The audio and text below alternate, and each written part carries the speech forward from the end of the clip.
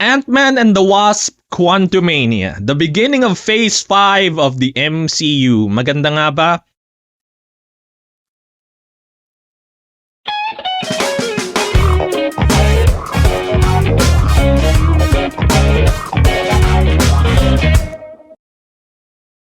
Ant-Man and the Wasp Quantumania, the 31st movie in the MCU.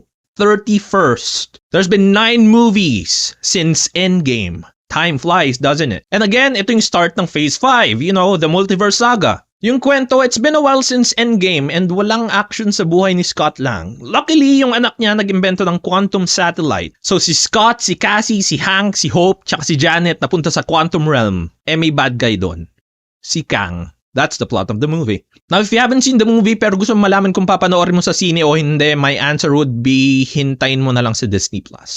Ang mahal ng sine ngayon, friends. And if you want my quick opinion on the movie, I was deeply underwhelmed. I did not enjoy it as much as I wanted to. Now, if you want to know why, just stick around. Pero mind you, I will spoil stuff from the movie.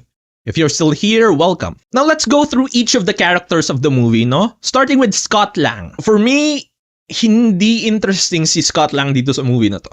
Wala siyang character development and hindi ko pa bet yung father-daughter relationship that they tried to build between him and Cassie. I mean, sure, there are emotional parts. I'll give the movie that. For example, nung tinotorture ni Kang si Cassie habang nakatingin si Ant-Man. Pero other than that...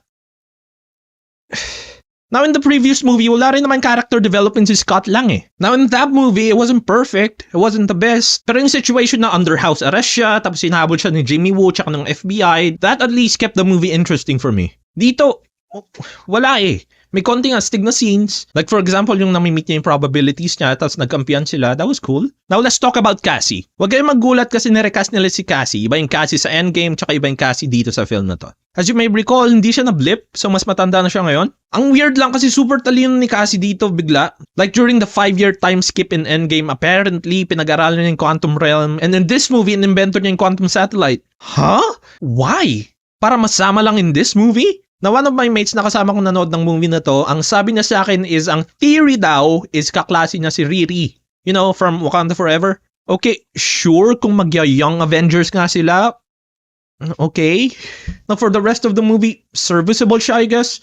Now, in the beginning of the film, the first scene you saw her in, galing siya ng presinto. Para kunwari namanan niya sa tatay niyang preso. Pero for the rest of the movie, andun siya to do stuff. Yun lang. Again, sinubukan nilang palalimin yung father-daughter dynamic, which I guess worked for most of the critics. And I appreciate the attempt, pero medyo hindi ko siya na-feel.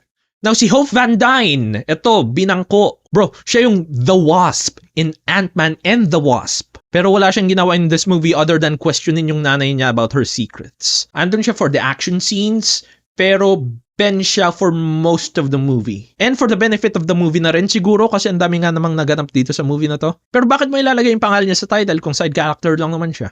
Now, si Hank Pym medyo nag-lean towards comedy in this movie. Siya yung comic relief kasi wala si Luis. I would say na na-enjoy ko yung comedy in this movie lalo na pag-involve si Hank Pym. Lalo na yung love triangle nilang tatlo ni Janet tsaka ni Krylar. Tsaka yung spaceship na gamit niya na yung controls mo kang jelly worms. Okay lang sa akin yung back and forth nila ng bebe niya pero ang pinakatrabaho talaga niya is the comedy. And nagawa naman niya ng maayos.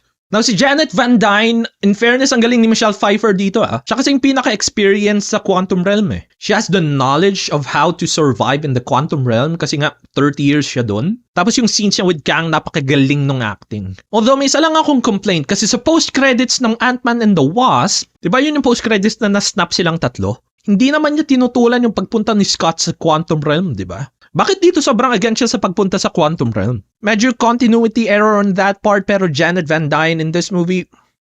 Now let's talk about Kang, or at least the Kang in this movie because, you know, as shown in the post-credit scenes, isang barangay yung Kang. Naghihintay lang silang ma-deploy. Wala pang passport yung iba. Pero the Kang in this movie, very menacing. Very good.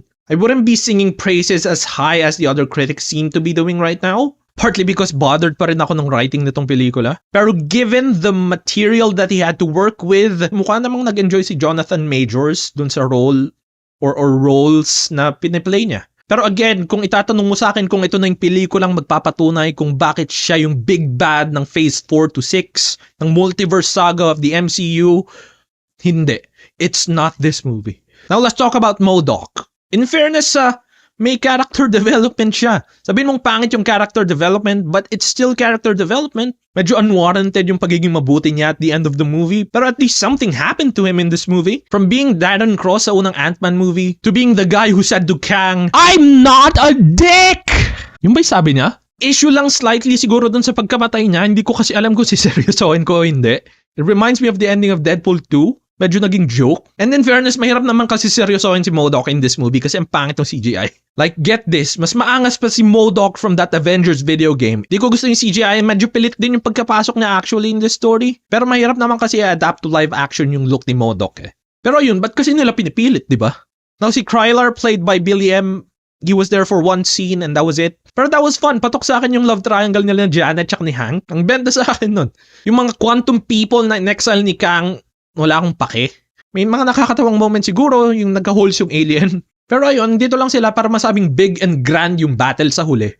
Now, let's talk about special effects. Yung effects, I'm glad they put more effort into this movie than, you know, kasi tumulong to sa world building kahit papano. This is the most we've spent in the quantum realm. Diba? We got to see quantum people pa nga. We got to see civilizations, races. So kung hindi maganda yung pagka-establish ng world, ng quantum realm, mas papalya pa tong movie. Thankfully, maayos naman.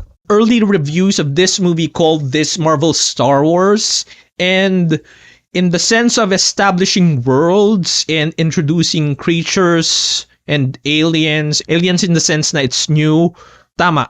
Now yung story ayun, in my opinion, mas nakatuon yung movie na to in setting up future movies and series that it forgets to be a movie on its own. Wow, deep. Ito yung sakit ng Age of Ultron tsaka Amazing Spider-Man 2.